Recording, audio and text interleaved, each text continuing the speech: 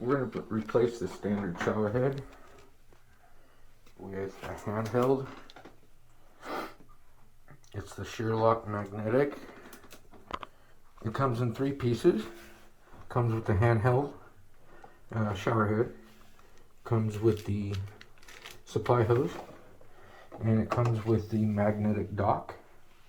Just connects to your regular shower gooseneck. It's pretty simple because there aren't any tools required to install it.